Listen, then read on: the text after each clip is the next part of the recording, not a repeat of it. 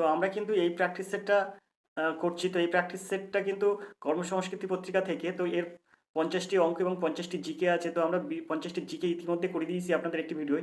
তারপরে আপনাদের জন্য করেছি কিন্তু এই প্রশ্ন, এই প্র্যাকটিস সেটের অঙ্কগুলো কিন্তু 50টি অঙ্ক মধ্যে আমরা কিন্তু 66 দাগের অঙ্ক পর্যন্ত করেছি। তো আমরা আজকে এই প্র্যাকটিস সেট থেকে 67 দাগের অঙ্ক থেকে সমাধান করব। তো আপনারা অবশ্যই জানেন রাজ্যের খাদ্য দপ্তরে কিন্তু 50টি অঙ্ক থাকে এবং 50টি জিকে থাকে। তো এই প্র্যাকটিস সেটে 50টি অঙ্ক আছে এবং 50টি জিকে আছে। 50টি জিকের আগের একটি ভিডিও আমরা করে দিয়েছি। আর এবার কিন্তু অঙ্ক অঙ্কর অঙ্ক থেকে 50টি অঙ্ক থেকে কিন্তু 66টা অঙ্ক করা হয়ে গেছে। তো আমরা আজকে কিন্তু 67 দাগের থেকে অঙ্কটা দেখব। তো অঙ্কগুলো কেমন হচ্ছে বা অঙ্কগুলো কেমন হয় আমরা একটু দেখে নিই। এটা কিন্তু 10 জানুয়ারি কর্মসংস্কৃতি পত্রিকা থেকে কিন্তু এই অঙ্কগুলো নেওয়া হচ্ছে। তো 67 দাগের প্রশ্ন আছে দেখুন, কিছু সংখ্যক টাকার বার্ষিক সুদের হার আসলের 16/25 যদি সুদের হার এবং বছর সমান হয় তাহলে সুদের হার কত হবে? তো এরকম অঙ্ক সহজে আপনি নিমেষে কিভাবে সমাধান করবেন দেখুন। আপনি এখানে একটা সূত্র ব্যবহার করবেন। সেই সূত্রটা হচ্ছে যে রুট ওভার দেবেন, 100কে গুণ করবেন কত দিয়ে, এই যে এখানে 16/25 আছে এইটা দিয়ে। বলেছে না এই যে বলছে কি কিছু টাকার বার্ষিক সুদের হার, বার্ষিক সুদের হার আসলে 16/25। তো 100কে আপনি এই 16/25 দিয়ে গুণ করে দেবেন। তো এখান থেকে যদি আমরা ক্যালকুলেশন করি তো এখানে 4/25 করতে পারি, মানে 4 হয়, 4 × 64, 64 রুট করলে হয়ে যায় 8। তো এখানে হয়ে যাবে কিন্তু 8%। অর্থাৎ এখান দেখুন সিদ্ধাভাবে সঠিক উত্তর 8%। সেমভাবে, তো আশা করি অঙ্কটা আপনারা বুঝতে পেরেছেন। এবার আমরা দেখবো 68 দাগের এই অঙ্কটি, বার্ষিক সরল সুদের হার আসলের 1/4 অংশ। এখানে বলেছিল বার্ষিক সুদের হার আসলের 16/25 অংশ, আর এখানে বলছে আসলের 1/4 অংশ। এখন বলছে বছর এবং সুদের হার যদি সমান হয় সুদের হার কত? তো এখানেও আমরা সুদের হার বার করবো। তো সেম সূত্র, এই একের দাগের মতো, এই 67 দাগের মতো 68 দাগেরও সূত্র একই। তো এখানে হবে কি, এখানে সেম সূত্র হবে। তো আমরা 100কে গুণ করবো কত দিয়ে, এই 1/4 দিয়ে। 4 আর 100 কাটলে হয়ে যাবে 25, আর 25টাকে রুট করলে হয়ে যাবে 5। তো এখানে 5% কিন্তু এর সঠিক উত্তর। অর্থাৎ এর দাগ হবে এর সঠিক উত্তর 5%। তো আমরা চলে যাবো পরের প্রশ্নে, 69 দাগের প্রশ্নে। তো এখানে যে 69 দাগের যে প্রশ্নটা আছে সেই প্রশ্নটা আমরা এবার দেখবো। 69 দাগের প্রশ্ন আছে, একটি কল 40 মিনিটে একটি চৌবাচ্চা ভর্তি করতে পারে, আরেকটি কল 30 মিনিটে পূর্ণ চৌবাচ্চাটি খালি করতে পারে। যদি চৌবাচ্চাটি অর্ধেক ভর্তি থাকে এবং তখন দুটি কল একই সাথে খুলে দেওয়া হয় তবে চৌবাচ্চাটি খালি হবে। এখানে এই অপশনগুলো দেওয়া আছে। তো এখান থেকে আমরা কিভাবে সহজে সমাধান করবো দেখুন। তো অঙ্কটা আমি খুব সহজে সমাধান করব। দেখুন কিভাবে করি। এখানে এটা ধরবেন আপনি এক্স, যখন আপনি এরকম অঙ্ক করবেন তখন আপনি এটাকে ধরবেন এক্স আর এটাকে ধরবেন ওয়াই। তো সূত্র হয়ে যাবে কিন্তু এই যে X Y by X minus Y, বড়টার থেকে ছোটটা বিয়োগ করবেন। অর্থাৎ একবার 40 মিনিটের চৌবাচ্চাটি ভর্তি করবে, আরেকটি কল দিয়ে কিন্তু 30 মিনিটে পূর্ণ চৌবাচ্চা খালি করবে। তো একটা এক্স ধরেছি একটা ওয়াই ধরেছি। তো এখানে আমরা সূত্রটা কীভাবে বসাবো দেখুন, 40 গুণ 30 বাই 40 বিয়োগ 30, তো এখানে হয়ে যাবে 10। তো এখানে এই শূন্যটা আর এই শূন্যটা কাটবো, তাহলে এখানে 3 4 12, 120 মিনিট। তো 120 মিনিটে কিন্তু সম্পূর্ণ চৌবাচ্চাটি খালি হয়ে যাবে। কিন্তু এখানে কিন্তু বলেছে, দেখুন এখানে বলেছে যদি চৌবাচ্চাটি অর্ধেক ভর্তি থাকে এবং তখন দুটি কল একসাথে খুলে দেওয়া হয় তখন চৌবাচ্চাটি খালি হবে কত মিনিটে। তো এখানে যদি অর্ধেক ভর্তি থাকে, অর্ধেকটা ভর্তি আছে আর অর্ধেকটা খালি, মানে অর্ধেক ভর্তি আছে, এখানে বলছে যদি চৌবাচ্চাটি অর্ধেক ভর্তি থাকে তখন দুটি কল দিয়ে একসাথে খুলে দিলে চৌবাচ্চাটি কত সময় খালি হবে। তো অর্ধেক যদি ভর্তি থাকে তাহলে এক অংশ খালি হতে সময় লাগবে 120 মিনিট, তাহলে হাফ অংশ খালি হতে সময় লাগবে 120কে যদি আপনি 2 দিয়ে ভাগ করবেন তাহলে এখানে 60 দিনও 20, তো সমান সমান কিন্তু 60 মিনিট। তো এটাই কিন্তু এর উত্তর। তো ডিপ দেখা হবে সঠিক উত্তর। প্রতিটি অঙ্ক কিন্তু 2 থেকে 3 সেকেন্ড বা 10 সেকেন্ড 5 সেকেন্ড করে সময় লাগে। যদি আপনারা এরকম অঙ্কগুলো প্র্যাকটিস করেন তাহলে কিন্তু আপনার মানে এরকমভাবে অঙ্ক সহজে সমাধান করবেন আর কি, দেখলেই উত্তর হয়ে যাবে আপনাদের। তো আমরা চলে যাবো পরের প্রশ্নে। তো সব কিছুর মূল কথা হচ্ছে যে অঙ্কই করবেন না কেন, যে জিকেই করবেন না কেন, আপনাকে প্র্যাকটিস করতে হবে। তবেই কিন্তু আপনি অঙ্ক সমাধান করতে পারবেন। শুধু যে এরকম এই যে আমার ক্লাসটা দেখছেন, দেখলে হবে না। আপনাকে এরপরে ঠিক আপনাকে এটা আপনাকে দেখে তারপরে কিন্তু আপনার এই অঙ্কগুলো প্র্যাকটিস করতে হবে। তাহলে কিন্তু আপনার অঙ্ক সমাধান হয়ে যাবে। আর যেকোনো অঙ্ক আপনি সমাধান করে ফেলতে পারবেন যখন আপনি অঙ্ক প্র্যাকটিস করবেন। বারবার করে বলছি, আপনি শুধু দেখবেন না, অঙ্ক কিন্তু প্র্যাকটিস করবেন। প্র্যাকটিস করলেই কিন্তু সব সমস্যার সমাধান হয়। তো আমরা এবার যে অঙ্কটি করবো সেটা হচ্ছে 70 দাগের এই অঙ্কটি। একটি চৌবাচ্চা এ নল দ্বারা 5 মিনিটে জলপূর্ণ হয়, বি নল দ্বারা 10 মিনিটে খালি হয়। অর্ধেক জলপূর্ণ অবস্থায় নল দুটি একসাথে করলে 3/4 অংশ পূর্ণ হবে। তো 3/4 অংশ পূর্ণ হবে কত মিনিটে? তো দেখুন এই অঙ্কটা যেহেতু পূর্ণ হবে তাহলে এবার বিয়োগ করবো না, এবার কিন্তু যোগ করবো। সূত্র একই থাকবে। কি সূত্র? X Y by X plus Y. সূত্র কিন্তু এটা হবে। তো এক্স ওয়াই কত? এক্স এর মান 5, ওয়াই এর মান 10, আর এক্স প্লাস ওয়াই মানে 5 যোগ 10। এটা সমান সমান 5 গুণ 10 আমি যেমন আছে তেমন দেবো, আর নিচে দেবো কিন্তু 15। তো এখানে এই 15 আর এই 5 কাটলে হয়ে যাবে 3, তো হয়ে যাচ্ছে কত 10/3, এখানে হয়ে যাচ্ছে 10/3। তো এই 10/3 মিনিট কিন্তু, 10/3 মিনিট কিন্তু এটা হচ্ছে সম্পূর্ণ পূর্ণ করতে, মানে এক অংশ চৌবাচ্চা জল ধরে মনে করুন এক অংশ, তো এক অংশ পূর্ণ করতে কিন্তু 10/3 মিনিট সময় লাগছে। এখন 3-এর 4 অংশ পূর্ণ করতে কত সময় লাগবে? 3-এর 4 অংশ পূর্ণ করতে সময় লাগবে কিন্তু 10 গুণ 3-এর 4। তো এখানে এই 3 কেটে গেল, তো এখানে 2-3 4 আর এখানে 5-3 10, তো এখানে কত হচ্ছে 2.5 মিনিট, 2.5 মিনিট মানে আড়াই মিনিট, আড়াই মিনিট মানে 2 মিনিট 30 সেকেন্ড। এর দেখা হবে সঠিক উত্তর। আশা করি বুঝতে পেরেছেন। অঙ্কগুলো খুব সহজ, কিন্তু আপনাকে জাস্ট প্র্যাকটিস করতে হবে। চলে যাবো পরের প্রশ্নে। আর এরকম প্রশ্নই কিন্তু আপনাদের ফুড এসআইয়ের জন্য খুবই গুরুত্বপূর্ণ, এবং এইরকম প্রশ্ন কিন্তু ফুড এসআই পরীক্ষায় পড়বে। দেখবো আমরা 71-এর এই প্রশ্নটি। দেখুন, একটি কারখানায় সমস্ত কর্মচারীর বেতন 8,000 টাকা, 7 জন অফিসারের গড় বেতন 12,000 টাকা, বাকি কর্মচারীর বেতন 6,000 টাকা, মোট কর্মচারীর সংখ্যা কত? তো এখানে বলছে একটি কারখানায় সমস্ত কর্মচারীর বেতন কিন্তু 8,000 টাকা,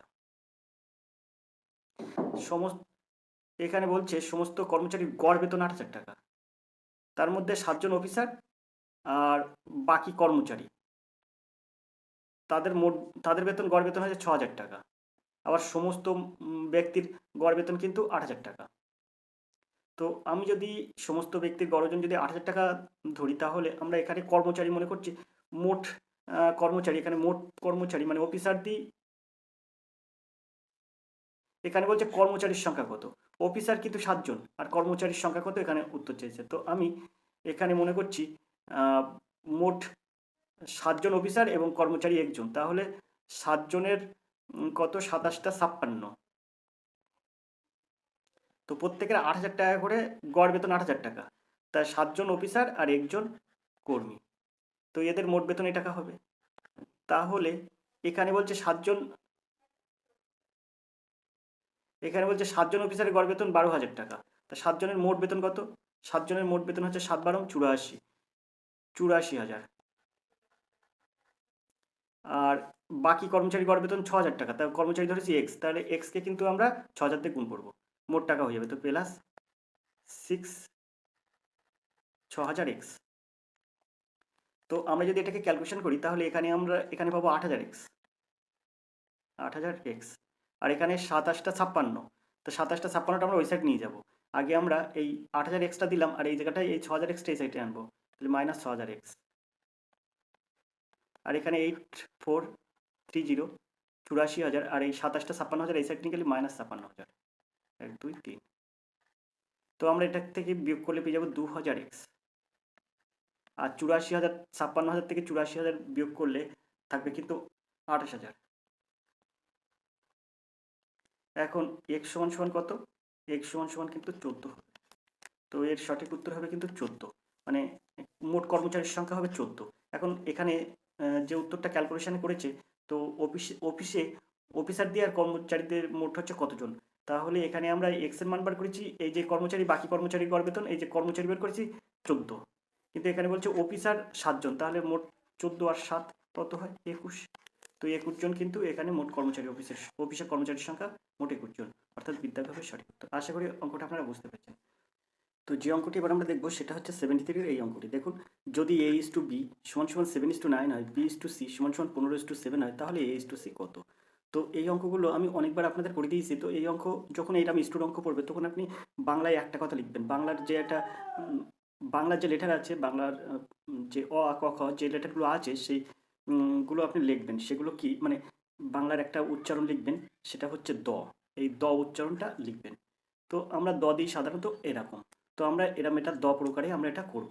তো a/b, তো এখানে যদি a/b 7:9 হয়, b/c 15:7 হয়, তাহলে এখানে b/c করব আমি, এখানে b/c এইটা কত হবে 15:7, তো আমি এখানে 15:7 দেব।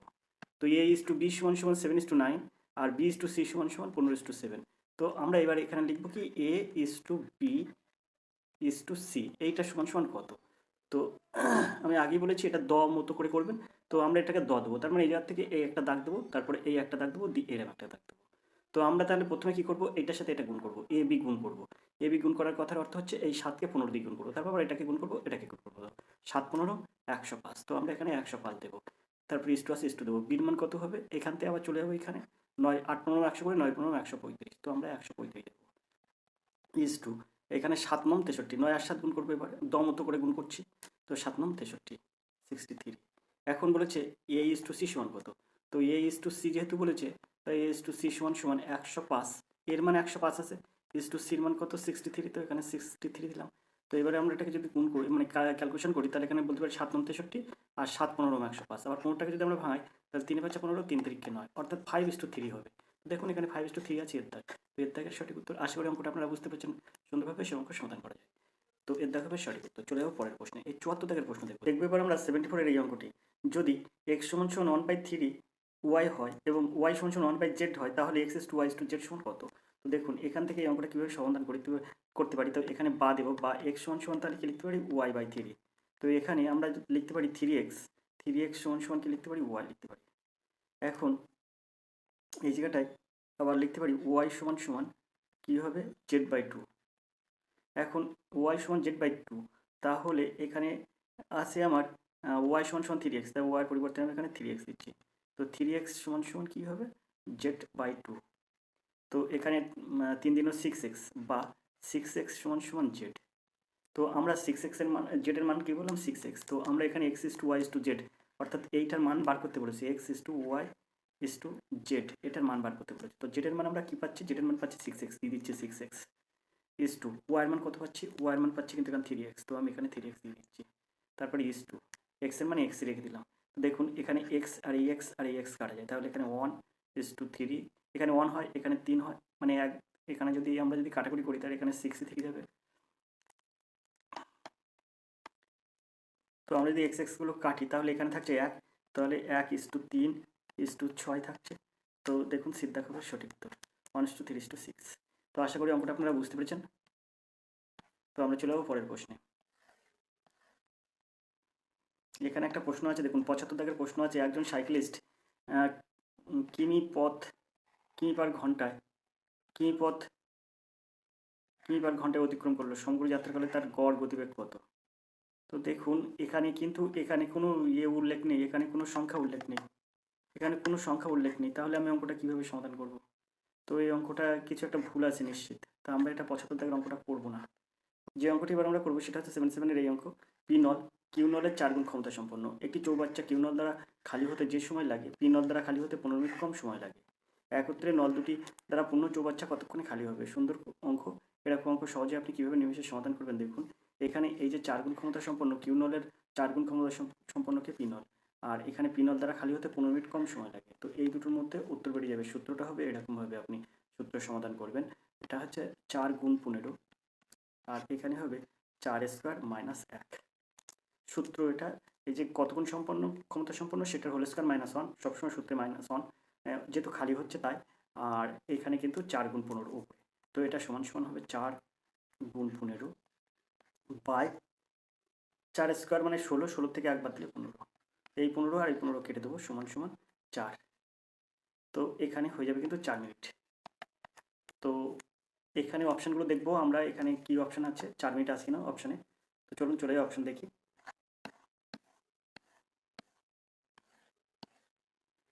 তো এখানে অপশান দেখুন এখানে আছে 10 মিনিট, এখানে আছে 4 মিনিট, এখানে 8 মিনিট, এখানে 6 মিনিট, তো বিদ্যা হবে সঠিক উত্তর 4 মিনিট। ওপিটি আমরা 4 মিনিট পার করেছি, তো এই 4 মিনিট বির অপশান হবে সঠিক উত্তর। তো আমরা এই 78 দাগের অঙ্কটা দেখবো, যদি P is to Q is to R সমান 1 ইস টু 2 ইস টু 4 হয় তাহলে এইটা সমান কত। তো এই অঙ্কটা কীভাবে সহজে সমাধান করবো দেখুন, এই পির মান 1 ধরুন, তো পি বাই 1 সমান কিউ বাই 2 সমান r/4, তো এটা সমান আমি ধরবো কে, তো এখানে পি সমান 1k অর্থাৎ কে, আর কিউ সমান 2k, আর সমান 4k। এখন এখানে 5p স্কোয়ার মানে পির মান এখানে কে ধরেছি আমি, কে হয়েছে, তো 5p স্কোয়ার মানে 5k স্কোয়ার হয়ে যাবে, প্লাস এই রুটটা কিন্তু রুট থাকবে এরকম, প্লাস কিউ স্কোয়ার, কিউ এর মান কত হয়েছে 2k, তার 2k স্কোয়ার মানে 4k স্কোয়ার, প্লাস আর স্কোয়ার, আর মানে কত হচ্ছে 4k, 4k হোল স্কোয়ার করলে 16k স্কোয়ার হয়ে যাবে।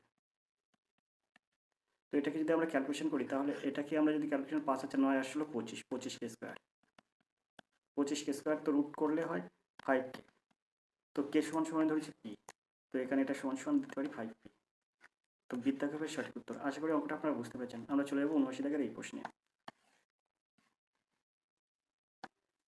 যদি এ যদি বি এর থেকে 60% বড় হয়, বি সি এর থেকে 20% কম হয়, তাহলে A/C সমান কত? বলছি এ যদি বি এর থেকে 60% বড় হয়, বি যদি সি এর থেকে 20% কম হয়, তাহলে A/C সমান কত? তো আমরা এখানে সি সমান ধরছি 100, তো বি সমান সেই ক্ষেত্রে কত? 80, যেহেতু বলেছে বি সি এর থেকে 20% কম, বি 80, আর এখানে বলছি এ যদি বি এর থেকে 60% বড় হয়, তাহলে 80-র 60% মানে 80 গুণ 60/100। সেই ক্ষেত্রে কত হবে? এই শূন্য, এই শূন্য, এই শূন্য আর এই শূন্য, 6টা 48। 48 আর 80 যদি আমরা যোগ করি, তাহলে এর মান দাঁড়াবে 128। এখানে বলছি A/C কত? তো A/C হচ্ছে 128, A/Cর মান 100। তো আমরা যদি এটাকে ক্যালকুলেশন করি, অর্থাৎ এটাকে যদি আমরা কাটাকুটি করি, তাহলে পাবো এখানে 4/32 অর্থাৎ 32, আর এখানে পাবো 4/25 100 অর্থাৎ 32:25। দেখুন সিদ্ধাভাবে সঠিক উত্তর। আশা করি অঙ্কটা আপনারা বুঝতে পেরেছেন। চলে যাবো 80 দাগের এই অঙ্কে। একটি স্কুলের ছেলে মেয়ের সংখ্যার অনুপাত 3:2, 20% ছেলে 25% মেয়ে স্কলারশিপ হোল্ডার, তাহলে স্কলারশিপ হোল্ডার বাদ দিয়ে থাকা ছাত্রের শতাংশ কত? তো এখানে দেখুন কীভাবে এই অঙ্কটা সহজে সমাধান করবেন। মনে করুন আপনি মনে করুন 30 জন ছেলে আর 20 জন মেয়ে, তো আপনি এটা ধরতেই পারেন। তাহলে এখানে বলেছে 20% ছেলে এবং 25% মেয়ে স্কলারশিপ হোল্ডার হয়, তাহলে স্কলারশিপ হোল্ডার বাদ দিয়ে থাকা ছাত্র শতাংশ কত? তো এখানে 30 জন আমি ছাত্র ধরছি, 30 জন ছেলে আর 20 জন মেয়ে। তো এখানে আমরা যদি ছেলেদের হিসাব করি, 30 জন ছেলের মধ্যে কতজন ছেলে হচ্ছে স্কলারশিপ পায়? তো 20 জন ছেলে স্কলারশিপ পায়। তাহলে 20 জন মানে 30 জনের মধ্যে 20% যদি স্কলারশিপ পায়, 20% ছেলে স্কলারশিপ পায়, তা 30 জনের মধ্যে 20% স্কলারশিপ পাওয়া মানে 3 জন 6 জন স্কলারশিপ পায়, তো 6 জনটা আমরা বাদ দেবো, তাহলে থাকবে এখানে 24 জন ছেলে।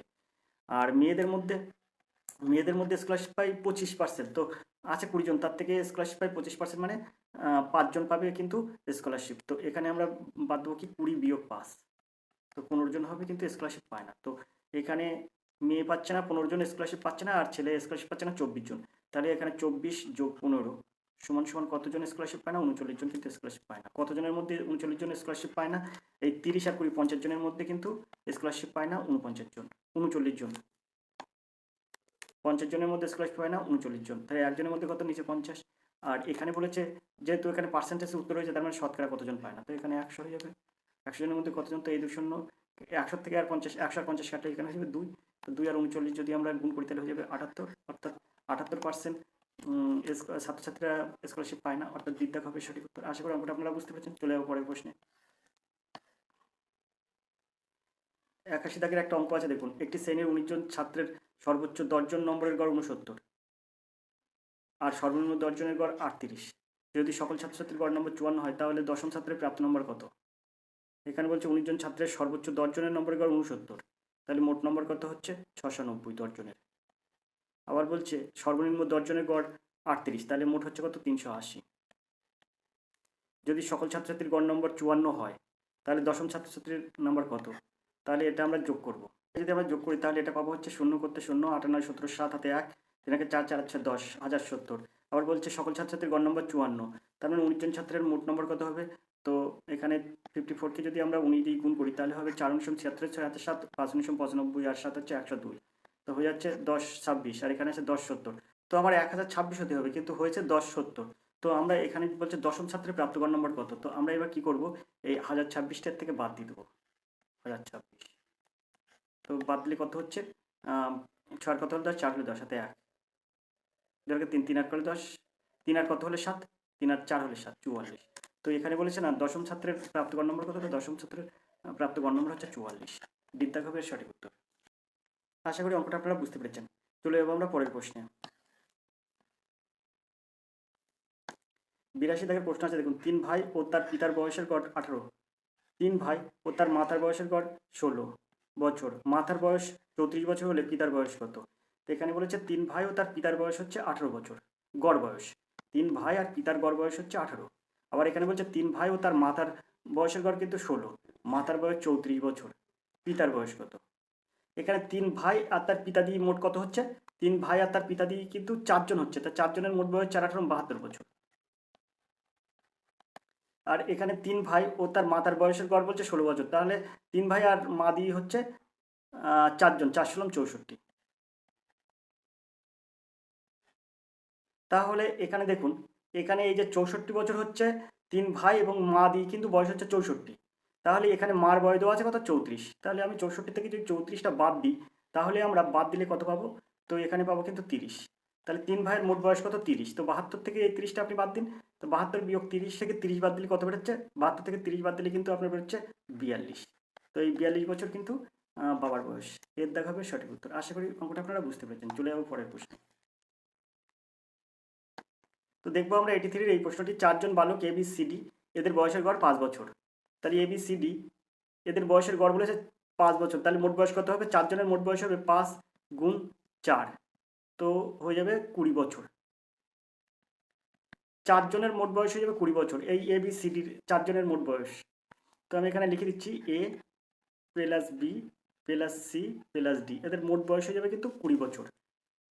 আর এবার ABCDE, A plus B plus C plus D plus E, এদের মোট বয়স কত? এদের মোট ABCDE এর বয়সের বয়স ধরলে গড় বয়সে 1 বছর বৃদ্ধি পায়। তো ABCDE এদের মোট যদি বয়স ধরি তাহলে 1 বছর গড় বৃদ্ধি পায়। তো 5 বছর ছিল আর 1 বছর 6 বছর হয় গড় বয়স। তো 6 বছর বয়সের গড়, তাহলে মোট বয়স হবে কত? 5 জনের মোট বয়স হবে 5 × 30 বছর। 6 আর 5 গুণ করবো, তাহলে 5 × 30 বছর কিন্তু মোট বয়সের ABCDE। এবার এখানে বলছে যদি সি এর বয়স 8 বছর হয়, বলছে সি এর বয়স যদি 8 বছর হয় তাহলে ইর বয়স কত? সির বয়স 8 বছর, তো এখান থেকে সির বয়স বাদ দেবো। তো আমি এখান থেকেও সির বয়স বাদ দিতে পারি। সির বয়স 8 বছর বাদ দিলে এখানে 12 বছর হবে। 12 বছর কার বয়স হবে? এ বি আর ডির বয়স হবে 12 বছর। তাহলে এখান থেকে এ বি আর ডির বয়স 12 বছরটা বাদ দেবো। তো 12 বছরটা যদি আমি বাদ দিই, এ বি ডির বয়স 12 বছর যদি 30 বছর থেকে বাদ দিই, তাহলে থাকবে কত? তাহলে থাকবে এখানে 2 আর কত হলে এখানে থাকবে 18। সেখানে কিন্তু সি আর ই আছে, তার মধ্যে সির বয়স কত? তার মধ্যে সির বয়স 8 বছর। তো আমরা এখান থেকে আবার 8 বাদ দেব। তাহলে তাহলে ইর বয়স হয়ে যাবে কিন্তু 10 বছর। তাহলে এখানে ইর বয়সটা কত আমার বার করতে হবে। তাহলে ইর বয়স থাকছে এখানে 18 থেকে 8 বাদ দিলে থাকে 10 বছর। তাহলে আমার এখানে 10 বছর হবে সঠিক উত্তর। তো এখানে এই অপশান এটা 10 হবে, এখানে ভুল দেওয়া আছে 12 না, এখানে 10 হবে। এর দাগ হবে সঠিক উত্তর। 10 বছর, 13 বছর, 12 বছর, 15 বছর, তার 10 বছর হবে সঠিক উত্তর। এর দাগ হবে সঠিক উত্তর। আশা করি অঙ্কটা আপনারা বুঝতে পেরেছেন। 84 দাগের অঙ্ক দেখবো। এ বি এর থেকে 40% বেশি, বি সি এর থেকে 20% কম, তাহলে এ ইস টু সি সমান কত? এ বলছে এ বির থেকে 40% বেশি, বি সি এর থেকে 20% কম, বি সি এর থেকে 20% কম। তা সি আমি মনে করছি সি সমান সমান 100। তা বি হবে কত? বি সমান সমান 80। এ বলছি এ বি এর থেকে 40% বেশি, তাহলে 40% বেশি মানে 80 গুণ 40/100। এই দুটো শূন্য কেটে যায়, তো 4 8 32 হয়। তো 32 আর এই 80, তাহলে কত হয়? 112। তো এ সমান সমান কত হবে? এ সমান সমান 112। তাই এ ইস টু সি সমান কত? তো 112 ইস টু 100। তো এটাকে যদি আমরা কাটি তাহলে এখানে 28 হবে আর এখানে হয়ে যাবে কিন্তু 25। তো 28 ইস টু 25, অর্থাৎ এর দাগ হবে সঠিক উত্তর। আশা করি অঙ্কটা আপনারা বুঝতে পেরেছেন। তো আজকের অঙ্ক কিন্তু এই পর্যন্ত। আবার এই 85 দাগের থেকে 100 দাগের পর্যন্ত অঙ্ক পরবর্তী ভিডিও।